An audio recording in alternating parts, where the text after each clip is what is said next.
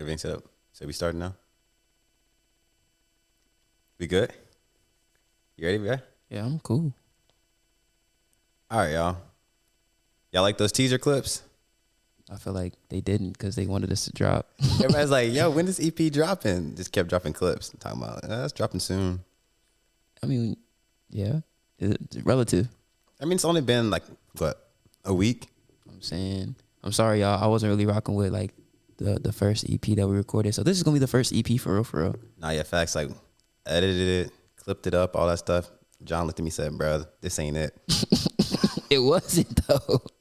The clips were smooth. I was like, but the people, they asking, bro. He's like, nah, bro, we can't put this out, bro. So this is the real EP1. Yeah, we can't put out nothing garbage just because y'all want it. We gonna put out that quality. But we got some good clips from it.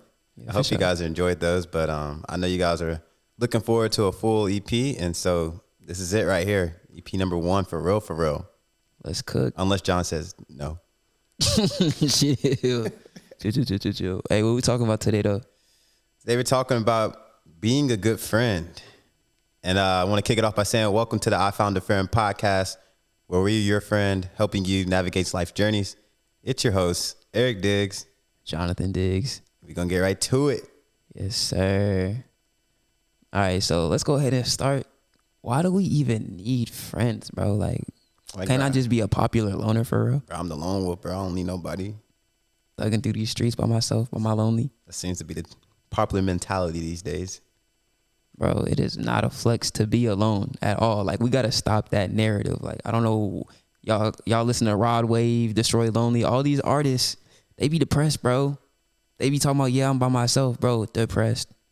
You need company, you need companionship. It is not cool to be alone, bro. Big facts. Humans, we're relational beings in general. And I believe that we are at our highest form when we're operating in community, working together, being cultivated. I know you got a quote that you said you want to talk about on this one in particular. Yeah. Some guy from the Mayo Clinic who's a doctor. I'm not finna butcher his name, but it is from the Mayo Clinic. He says we are social animals by nature, so we tend to function better when we're in a community and being around others. He adds that people who spend a lot of time alone, such as elderly or new moms, may have an increased risk of depression and lower quality of life. You don't have to be super social to see the benefits of connecting with others. There is a benefit to connecting with others. Stop promoting this narrative that it's okay to be alone, because you're inside your own echo chamber, listening to your own thoughts, your own insecurities, your own negative habits and reflections and tendencies, and it is just not good for you. You got to get out. I mean, the irony of it is like everybody that says that they're better off alone or they want to be alone, they're also the same people saying like they don't have community or don't have a good friend group around them that they can do stuff with. A lot of times loneliness comes from not actually wanting to be alone, but from being hurt in the past. And so then you hold on. Go into detail on that though. I mean, you had a friendship in the past and people did you dirty. They backstabbed you. They betrayed you. Or they made fun of you, made you feel a kind of way, or they weren't there in the way that you were there for them. And so you can convince yourself that, oh, I'm good by myself. I don't need people because people have only hurt me. But in reality, you just haven't found the right people yet. And we do need people. Y'all be taking that hurt from 3rd grade and prolonging it against everybody. You know what I'm saying? That one girl hurt me in 3rd grade, so now I just hate all women. Like, bro, relax. Not everybody's the same person. If you don't allow people to be themselves, if you don't have a testing period to see if y'all even compatible, then you're not going to know. So a lot of people just shut up and be like, you know what? All people are bad because I had a few bad experiences. It's like, no, not everybody's like that. That's real, though, because undealt with trauma becomes scars, and you carry that with you going forward in life. And then it affects how you operate and interact with people in your future. And it's really coming from a place of the past, something that I've been seeing in myself personally. Like, man, I got these undealt with issues in my past, and it's affecting how I'm communicating with people, how I'm responding to certain situations when it's really not even me. It's just like never dealt with that. And so you need to get around healthy community, because where there's healthy community, that's where you can get restored. That's when you can get built back up. And that's when you can go and start dealing with the scars that you left in the past and you tried to bury and tell yourself that's okay. Facts. It's not like we're trying to invalidate what you've been through, because what you've been through is real and it's personal to you and you've experienced it. So I'm not trying to say those bad feelings are wrong. It's just, what are you doing with those? If you just sit there without letting them, you know what I'm saying, be resolved. If you don't go through therapy, if you don't talk to somebody about it, if you're not praying about it, then it's just sitting there. And then what? It's going to eat you up. Now you're sitting alone thinking about how everybody's always bad. No, they're not. But you still need to heal through those things that those bad people or those bad things happen. Like, you know what I'm saying? Like, there's no perfect human ever. People are going to hurt you. Yeah. But you've probably hurt other people too. And when you start reflecting and you start looking at what you might have done to other people, then you start having more grace for others. So it's like, you know what I'm saying? I can't hold everybody to this higher standard than I hold myself to. Oh, I made a mistake. It's okay. You know what I'm saying? It wasn't that big of a deal to them. Well, did you ask that person? So the same way that people might have hurt you, start reflecting, saying, hey, what might have I done that hurt other people? And it'll help you stop holding these grudges against others. Bro, I think it's important that we create a community where people are allowed to grow and to learn. Like you said, like there's no perfect person. And so people are going to make mistakes, but it's important to have a community in place where it's safe to be able to come and be able to acknowledge each other's faults and then come to reconciliation together. You need that healthy, open communication where you're able to be open and honest with each other without taking things personally. So that you can grow. I think a lot of times people take things personally too, so you can't even say everything because now you're taking it personal, and now you have a terrible mindset going into it. So you have this filter up, and so everything that you hear goes through this negative filter, and you're not really even trying to hear the heart of a person. And sometimes it happens to you where you're trying to talk to somebody and they have a negative filter up, and they're not even hearing your heart, right? You know what they say, like hurt people, and that's real. But it comes from coming from unhealthy community or unhealthy experiences. And a lot of times you won't know what healthy looks like until you get into a healthy space. And then a lot of times it's because you're not used to a healthy community and healthy friendships. You won't even be able to accept it. You're used to the toxicity. You want your relationships to be toxic, not because you want to be like that, but that's all you're used to. Exactly. That's all you're used to. So I want you guys to know that right here, what we're forming right here is a community, a healthy community where you can learn and grow and be cultivated in life. That's fire, because so many people talk about like, oh, men aren't able to share their emotions. It's like, no, that's not true. It's just the community that you're around. They perpetuate that. You know what I'm saying? Like, if you have the right friends, they're going to be an open space for you. They're going to listen to you. They're going to hear what you have to say, even if it might make you feel vulnerable, even if it might make you feel weak. And so like this stereotype, we got to stop. We got to break that down, because me and my brothers, we talk about stuff. Me and our friends, we talk about stuff that's real. And it's like, you know, if you're not used to that, then you might say that's the norm. It's not the norm. It's your norm. And there's nothing wrong with that.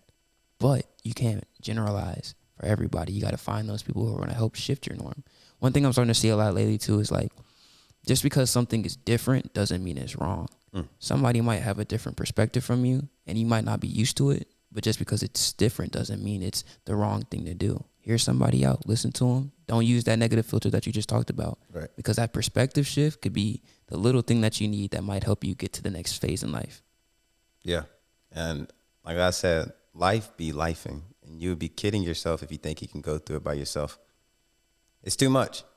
You need people in your corner who are going to be able to encourage you, be able to inspire you, motivate you, challenge you. People who have been where you want to be. People who are ahead of you in life to guide you. You need people. As much as people say they did things on their own, got to the top by themselves, bro, that's a lie. They either had a team helping them or they stepped on somebody as a ladder to get there. So you're really not doing nothing alone ever. So I want to pose a question like, what does a good friend look like then? That's a great question. Because we're talking about, you know, people coming from these unhealthy experiences, unhealthy communities, unhealthy relationships. What does a good, healthy friendship look like? A good, healthy friend looks like somebody who cares, and that can be displayed differently. So I always talk about, you know, asking your friends their different love languages. Somebody might have quality time and physical touch as their love language. Somebody else might be words of affirmation and gift giving.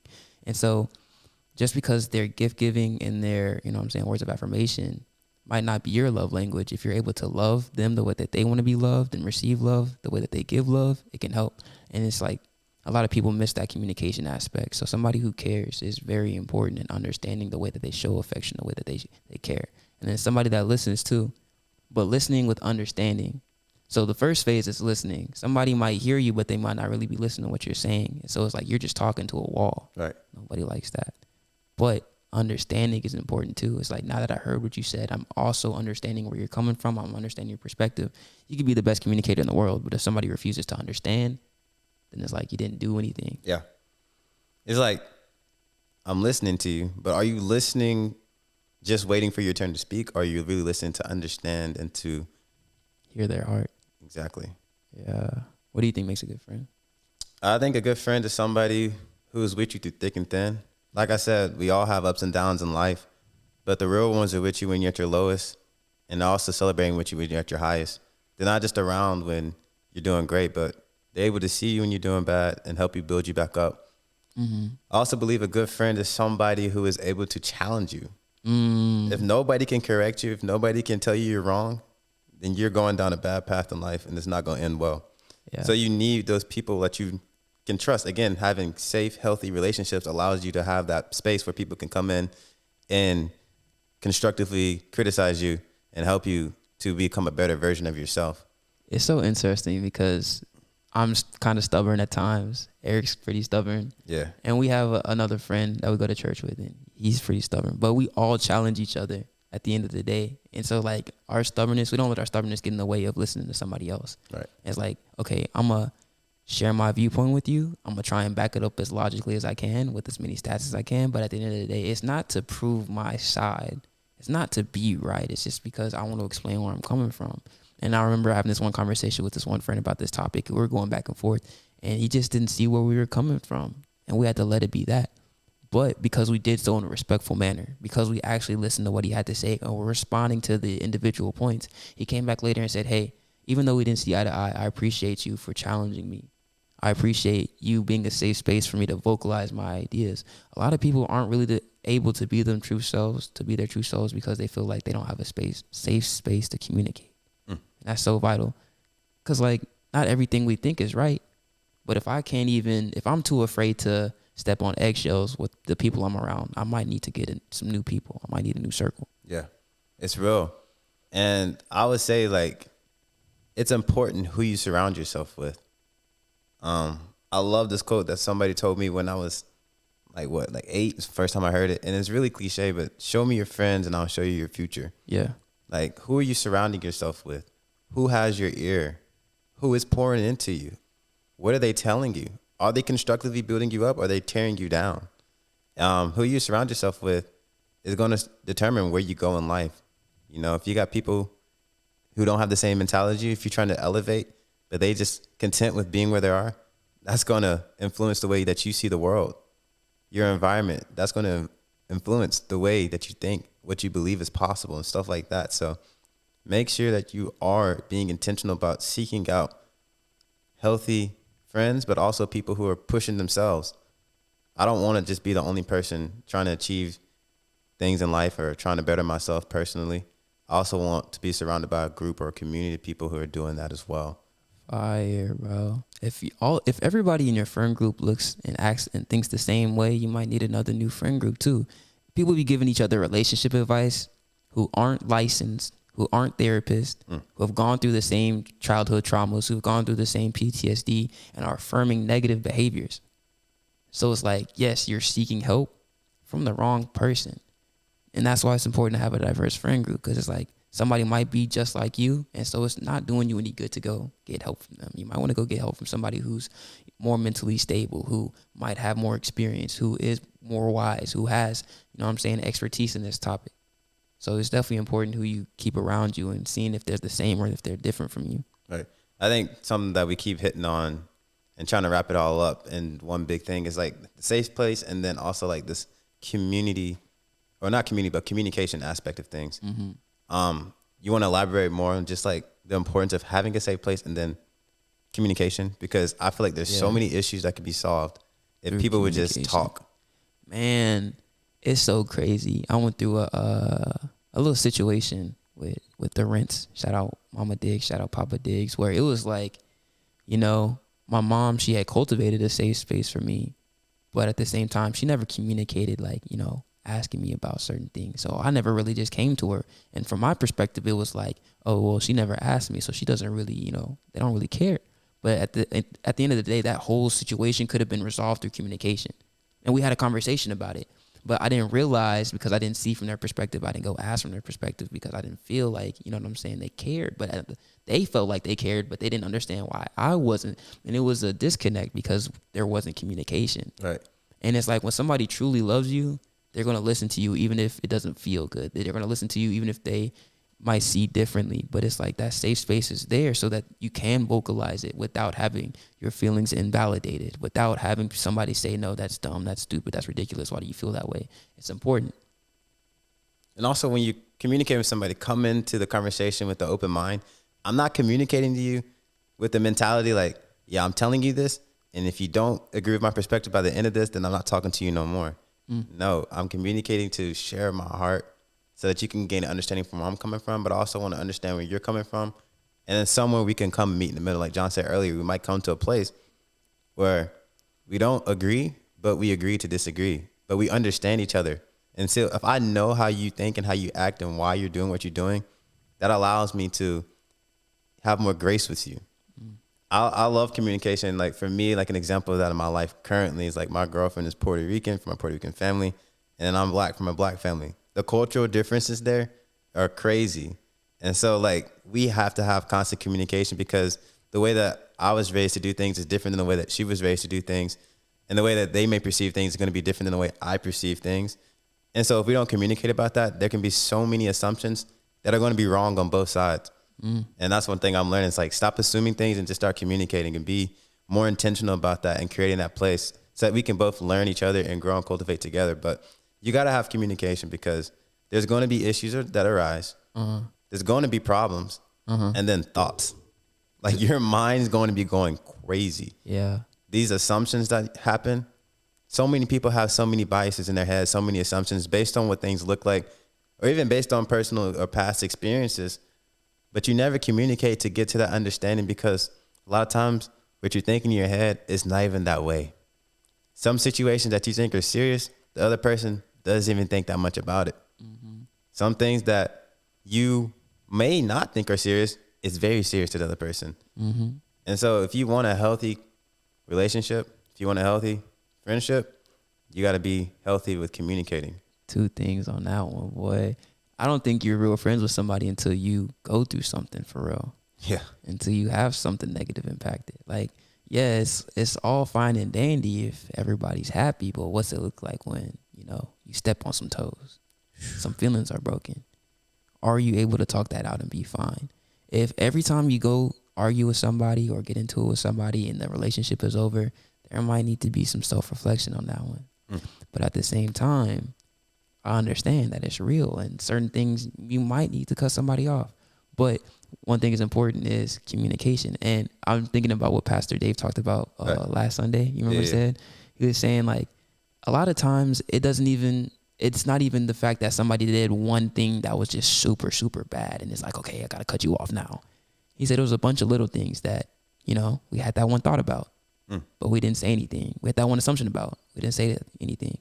And then it added up to 1,000 of those little things that wasn't enough to speak on, but now it's 1,000 of them. It's that one more action that's slight that's going to be the needle that broke the camel's back, and now everything is just terrible. It's like, okay, we could have communicated that though. It wasn't that big of a deal to you, but it felt some type of way to me, and I could have easily avoided this whole hoopla, this whole eruption had I spoke on it the first time rather than letting 1,000 instances go by, and now I'm just harboring this resentment towards you because I didn't vocalize it before. Yeah, and that's something I'm learning even right now. Like, you got to speak up sooner and not wait till later because those things do add up over time. And then eventually it comes out because you just can't take it anymore. Yeah, like things happen. But if you ignore it, then they move on, but you haven't moved on. And so now everything you're doing is from that tainted filter, that tainted lens. They be sick whole time. The other people don't even know they be sick. You know what I'm saying? And they just moving and living life, but you never brought up, you know, the pain point. You got to address the pain point when it happens. It's like, dang, man, Eric, he ate the last bowl of cereal. How is he still smiling in my face like that? It's always something little that grows into something big. Like no issue or problem like that explodes starts big. It's always like still like a little pinpoint. For real. It's like you poke a hole in like the hose, and then eventually water starts bursting a little bit, and then as your time goes along, you don't patch it, and now you know the whole hose is just bursted open. But it was a little pinpoint. So at the beginning, you could have just patched it up. But now when everything's bursted open, yeah, there's gonna be a lot more to get it back right. And so that's something I'm learning right now myself personally. Like I said, like these are things that we don't just talk about, but we live and we learn ourselves. And Facts. you know, as he's encouraging me right now, and I'm learning from him, and it's just like a culture and a community of learning. And so I want you guys to know that you don't have to be perfect, but come with a learning mentality and a heart to learn and a heart to grow, because that's what we're doing. Like we want to grow. We want to overcome the things that, you know, people in my family in the past, they didn't overcome. We want to take it to new levels. We want to break generational curses. That's what we're doing on this podcast. So Facts. y'all come on and y'all join in on the journey. It's a journey. Life's a journey. It's a marathon, but it's not meant to be done alone. I think another important thing about, you know what I'm saying, what you look for in a good friend is making sure that you are that good friend too. Because so many people are like, oh, why do my friends ever do X, Y, and Z? Are you that one friend that asks people how they're doing so you can talk? They be like, yo, E, how was your day? Eric gets 5 words out. Okay, in my day, da-da-da-da-da. Like, bro, did you... And if you need to talk, let it be that. You don't have to mask it with politeness or the, you know what I'm saying, the socially correct thing to do. Yeah. Just, like, sometimes it's just like, yo, I need to talk. There's nothing wrong with that. But, you know, you don't have to be fake about it. Or are you the friend that's invalidating people? Like, I have to make sure I'm not invalidating my brothers. Sometimes I'll be like, you tripping, bro. You tweaking over nothing. Like, I have a twin brother, you know, so we locked in. But there's just a lot of things that I do that annoys him. And I'll be like, bro, it's not that serious.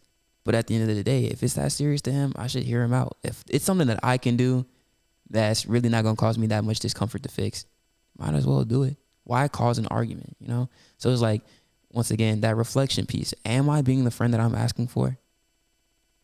Another thing, like you said, like check in on your friends. Major. And when you check in, go beyond the surface level question. So when I say, yo, John, how you doing? I'm cool. That's typically what most people gonna say. I'm cool, I'm doing good. And then we're gonna leave it at that. All right. No. Why are you doing good? Why are you chilling? Like, what makes you feel that way? And then a lot of times you start digging deep and it's like, dang, they really aren't doing good. But they didn't think nobody would really care enough to ask. And then a lot of times too, if you're not doing good or if you're going through things, allow yourselves to feel. Something that I didn't do for a long time is that I didn't allow myself to feel the experience. I'll just be like, oh man, that hurt me. All right, I'm gonna bury that deep down. I'm gonna keep moving on. And that's how I'm good. Like I can't let that bother me. But you know, you don't process that. And like I said earlier, undealt with pain and trauma, it scars you and it goes forward with you going forward. So allow yourself to feel. Check in on your friends. Ask questions that go beyond the surface level and really, really, really listen and care. That's fire. Because I was thinking about Conrad. Every time I ask Conrad how he's doing, he'll pause. You know, he'll give me like a 2-minute response. And sometimes I'm asking, once again, out of the socially polite thing to do. I'm just saying, yeah, social courtesies. That's the word I'm looking for. I'm like, bro, how you doing? And then he starts talking. I'm like, bro, I'm not trying to listen. Then I have to like think, like, bro, why would I even ask if I'm not really even trying to listen? Right. And bro gave me a thought out response. I'm so used to people saying I'm fine, I'm good, I'm okay, or whatever, without even following up that somebody actually genuinely telling me, hey, I'm not doing the best because of X, Y, and Z stood out. And it's like we've created this society that's just so normal, that's normalized, like, oh, I'm fine, when we're really not. And it's okay to not be okay. It's okay to understand I'm sad, but I don't have to force being happy in front of other people's feeling the things that I'm going through, like you just talked about. And we don't allow ourselves to do that because we just want to say, oh, we're fine. We don't want to look weak in front of other people. But through weakness, we can achieve hope. We can get hope, the hope that we might be wanting to ask for but are too scared to do because we don't want to look weak. It's okay to talk to your friends about things that you're going through. Well, once again, ask your friends those deep questions too, because they might be saying I'm fine, hoping that you ask. Because I just talked to a friend the other day. She was saying, thank you for asking me these questions. I realized that this topic was a lot bigger than I realized. And because you kept asking me questions, I feel better about it. Yeah. And what did Pastor Dave say? Like, most people think that a conversation went well if they spoke 70% of the time. Right. It's like, yeah, bro, this conversation was great. Like, I got to say everything that was on my mind and my heart. Great conversation. Whole time, other person didn't get to say nothing. And so, like, going off of that, don't just seek out good friends. Be the good friend, like John said. Be the friend that you want somebody else to be to you. I know it sucks when you're that good friend and then people don't reciprocate that to you, but you can't carry that heart going forward because there's somebody out there. There's a community of people out there waiting for you.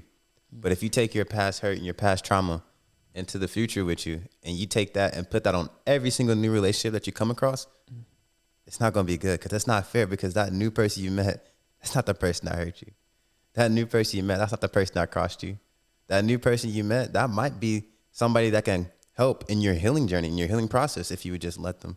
And I know it's scary opening up again after you've been hurt. Yeah. But you got to understand that there are people out here. There are healthy relationships, healthy friendships, healthy communities. And like I said, we going to make sure that we cultivate that here. And so understand that no man is an island. It's a popular quote. And that's so true. You can't do it by yourself. Can't do it alone. We need people. We need each other. You grow better. You feel better. You're not meant to take on life's burdens, journeys, and challenges by yourself. It's too much for one person, but as a community, we can bear each other's burdens together and we can help each other. We can get new insights, new perspectives. You know what they always say? It's not about what you know, it's about who you know. Facts. So even that, networking. Hey, look, a story on that one, bro, for real. Going into my sophomore year, I realized that, I'm trying to pay off school debt and I'm like, man, what's going on? And I'm looking at all these thousands of dollars that I owe. And I'm like, okay, I got to come up with money. But what I know right now is this COVID. I can't work no job. Yeah. I might have to do some personal business, but I ain't really got a steady stream of income. And so my pops, he just drilled into me like, hey, you need to go reach out to so-and-so. You need to go reach out to so-and-so. You need to go reach out to so-and-so. And I didn't feel comfortable doing it. But because he pushed me, because I had him in my corner, because he was a good father, but also a good friend to me, and saying, hey, you need to go reach out to these people. I ended up getting in contact with the financial aid person at my school, and they ended up having some extra money laying around because my GPA was in the place that it needed to be. They was able to give me money. And it's like that never would have happened if I would have stayed in my house, if I would have stayed in my room, not talking to anybody. You got to network because you never know what people know. You never know who people know. You never know the resources that they can connect you to. Yeah. And also, if you haven't been a good friend, humble yourself and say sorry. Don't be afraid to be like, hey, I messed up. I'm sorry. Me and you similar. That's something we both have kind of got into recently. Like, I realized, like, why is it a hard thing for me to say sorry if I was genuinely wrong? Yeah. Now, I've gotten to the place where I'll say sorry, but it is hard for me to feel like I'm genuinely wrong. But but if you make me feel like that's that, a whole nother conversation. that's a whole nother conversation. But if you genuinely knew that you messed up, bro, like last night I was having a game night and I said something that wasn't necessarily rude, but it also wasn't necessarily the nicest thing to say. And I was like, you know what? Let me go ahead and apologize just in case I might have stepped on toes. Because you never know what that apology does. Somebody might be harboring feelings, like we said, and they might not have communicated that. Yep. And so apologize, bro. There's something that just makes people feel better about an I'm sorry. There's something that makes somebody feel better about recognizing the fact. Because sometimes you oh, I want that person to apologize to me. They owe me this. And then you don't get that apology. And you don't get that apology. Now you're just harboring that. Every time you see him, oh, they should say sorry, bro. Well, that's a whole other conversation too. But say sorry. One of the things too, like when somebody says sorry, like be willing to forgive that person. Remember that forgiveness is not for you. I mean, it's not for the other person, it's for you. So forgiveness is not for the other person, it's for you. Mm-hmm. A lot of times, like when you're living in unforgiveness, you're the one that's losing sleep. You're the one whose mind is going crazy. You're the one harboring all these negative emotions, and the other person's just going through life, living free. There's a freedom that happens when you forgive somebody and let them go. You don't have to hold that to you. You don't have to let them have that place in your mind anymore. You don't have to connect yourself to that. You can disconnect yourself from the negativity And so a part of being a good friend is also being a good friend to yourself. Facts. Don't invalidate your own feelings. Don't Yeah. push those things down like Eric talked about. Yeah. Allow yourself to feel. And on top of that too, when in terms of like the friend that you might be looking for or the friend that you need to be to yourself, ask yourself those questions. What am I looking for in a good friend? Sometimes you just don't know. It's like, okay, I like these things about this one person. I like these things about this other person, and they're good friends to me. Yeah. Write that down if you don't know. If you feel like you're alone, what are you looking for? Are you looking for companionship? Like, you know what I'm saying? It's important to do some self-reflection on what you're looking for, because once again, it ties back into the whole love languages thing. It's like, okay, Eric might think he's a good friend to me because he does X, Y, and Z, but I'm looking for A, B, and C. Yeah. And it's like, okay, Eric's doing X, Y, and Z, and he feels like he's being the best friend possible. And I'm like, I don't want any of those things because I'm looking for A, B, and C. And if I don't communicate that, I might feel like Eric's not a real friend. The whole time, Eric thinks she's being the best friend possible. Right. It's crazy. Like the way that I give love may not be the same way that that person receives love. So you got to make sure those two things align in order for both people to feel fulfilled and satisfied in the relationship. And again, that goes back to communication. Facts. How would I know how you receive love if you never told me? Facts.